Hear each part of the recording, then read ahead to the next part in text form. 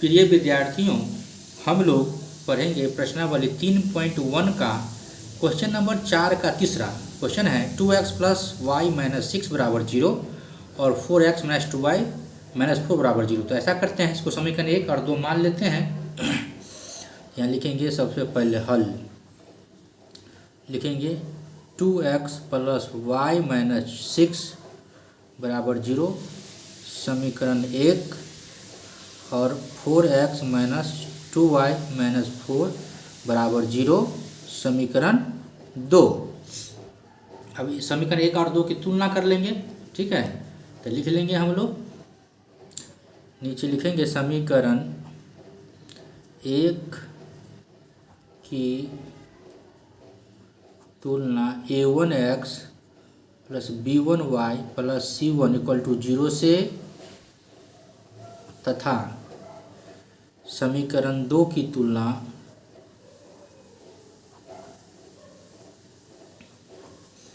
a2x plus b2y plus c2 बराबर 0 से करने पर,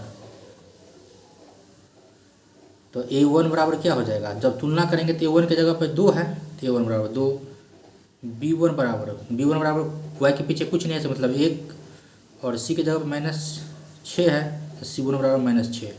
उसी तरह से a2 बराबर क्या हो जाएगा, 4 हो जाएगा, और b2 बराबर हो जाएगा माइनस 2 और c2 बराबर माइनस 4, ये हो जाएगा। अब क्या करेंगे, तो अब कंडीशन अप्लाई करेंगे, a1 बट्टे a2 बराबर हो जाएगा 2 बट्टे 4, 2 1 2, 2 2 4 यानी 1 बट्टा 2। फिर हो जाएगा b1 बट्टे b2, तो b1 का 1 बट्टा में है माइनस 2, तो बराबर यही हो जाएगा 1 बट्टा माइनस 2।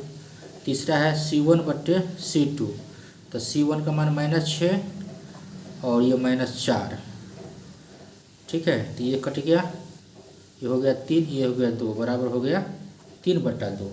तो इसका कंडीशन क्या देखें, ये 1 बट्टा 2 है, 1 बट्टा माइनस 2 है, तो यही दोनों नहीं मिला, तो इसका जो कंडीशन बनेगा हो जाएगा a1 बट्टे a2 इज नॉट b1 बट्टे b2, ये कंडीशन बनेगा। और जब ये कंडीशन बनता है तो हमारा क्या हो जाता है, वो संगत हो जाता है समीकरण। तो एक लाइन लिख देंगे, जब संगत होगा तो हमको ग्राफ भी खींचना पड़ेगा, तो यहाँ लिख देंगे अतः दी गई समीकरण का युग्म संगत है।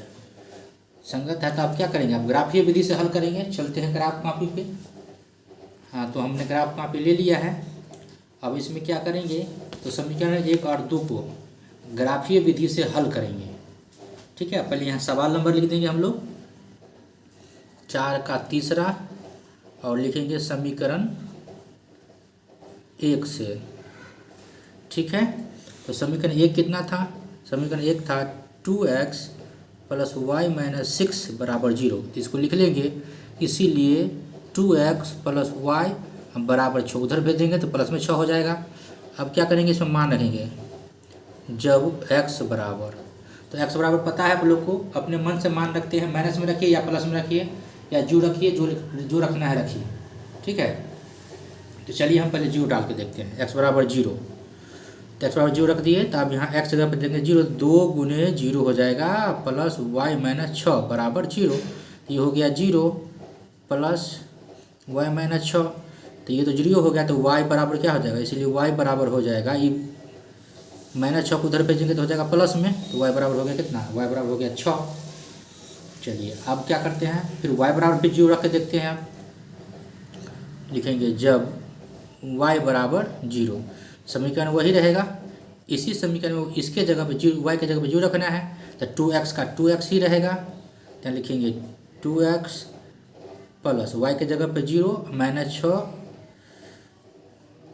तो समीकरण 2 समीकरण हाँ ठीक है, तो माइनस 6 बराबर 0 था, तो इसको रख दीजिए 2x प्लस 0 का 0 रहेगा, माइनस 6 के जगह पे चलिए ऐसा करते हैं, इसको उधर भेज देते हैं, ठीक है। तो बराबर कितना हो जाएगा, प्लस में 6 हो जाएगा, यानी 2x बराबर 6। तो x बराबर हो जाएगा 2 तिया 6, x बराबर हो गया 3, x बराबर हो गया 3। ठीक, यहाँ सारणी बना लेते हैं, नीचे भी सारणी बना सकते हैं, ऊपर भी बना सकते हैं, ग्राफ पेज भी बना सकते हैं, कहीं बना सकते हैं, जहाँ सुविधा हो बना लीजिएगा। x y, तो x का मान दिए 0 तो आया 6, और y का मान दिए 0 तो x का मान आया 3। अब लिखेंगे समीकरण 2 से, समीकरण 2 से। तो समीकरण 2 कितना था, समीकरण 2 था 4x - 2y - 4 बराबर 0। तो इसीलिए इसको लिख लेंगे 4x - 2y। अब 4 को उधर भेज देंगे तो प्लस में चला जाएगा। मान रखेंगे x का, तो x का मान रखते हैं, क्या रखें, x का मान रख देते हैं, चलिए 0 रख देते हैं x का मान, ठीक है। तो जब x का मान 0 रखेंगे तो हो जाएगा 4 गुने 0 - 2y, हाँ बराबर 4। ये हो गया बराबर 4, तो ये हो गया 0 - 2y बराबर 4। तो y निकाल लेंगे, ठीक है। तो कितना हो जाएगा, ये माइनस लग जाएगा इसमें, 4/2 यानी 2 1 2 2 दूना 4, यानी y बराबर हो गया -2 हो गया। फिर क्या करेंगे, y बराबर 0 रख लेते हैं। जब y बराबर 0 रखेंगे इसी में, तो कितना हो जाएगा, 4x का 4x रहेगा, माइनस का माइनस, और 2y है तो 2 गुने 0 हो जाएगा, y का जगह पे 0 रखेंगे बराबर 4। तो 4x, ये तो 0 हो गया, बराबर 4, यानी x बराबर इसको लिख सकते हैं 4/4, यानी कट गया 1 मरतबे। तो x बराबर कितना हो गया, x बराबर हो गया 1। तो यहाँ हम इसका भी सारणी बना लेते हैं।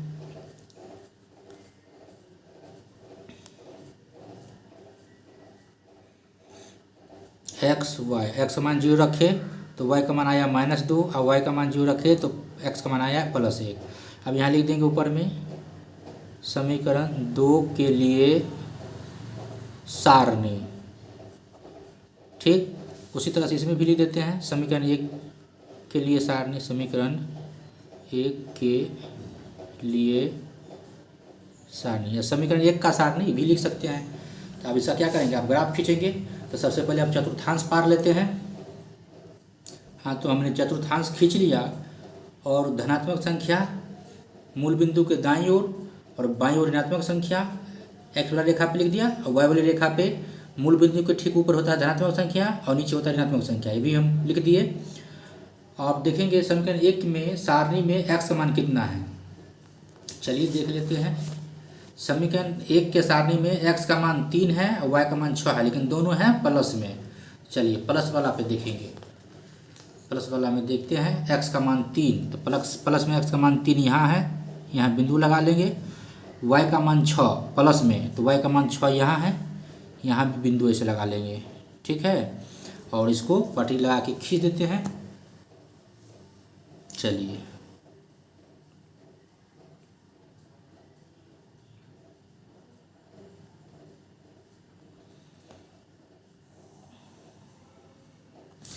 तो हमने खींच दिया।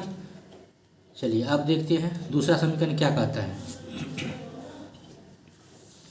दूसरा समीकरण में देख रहे हैं, समीकरण 2 में x का मान प्लस में 1 और y का मान है -2। ध्यान रखना है कि y का मान -2 और 1 है प्लस में x का मान। तो देखते हैं कहाँ आता है, x का मान 1 प्लस में यहाँ आता है, और y का मान -2 यहाँ आता है, ठीक है। इसको घीच देंगे हम लोग।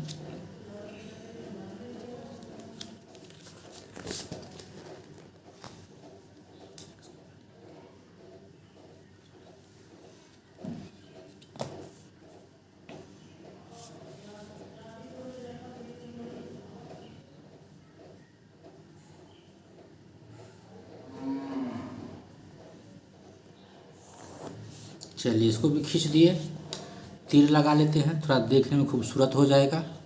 मुकान बना दीजिए इसका। समीकरण 1 का जो बिंदु सब है वो लिख लीजिए, समीकरण 2 का भी बिंदु लिख लीजिए, और इसके बाद लाइट चली गई इसलिए थोड़ा सा अंधेरा हो गया है। चलिए कोशिश करते हैं कि आप लोग को ठीक से दिखाई दे। ये बिंदु का नाम हो जाएगा 3 से 0 और इस बिंदु का हो जाएगा पहले x का मान। तो x का मान कितना हो जाएगा? x का मान होगा यहाँ y का मान ही 6 है तो x का मान हो जाएगा 0 से 6।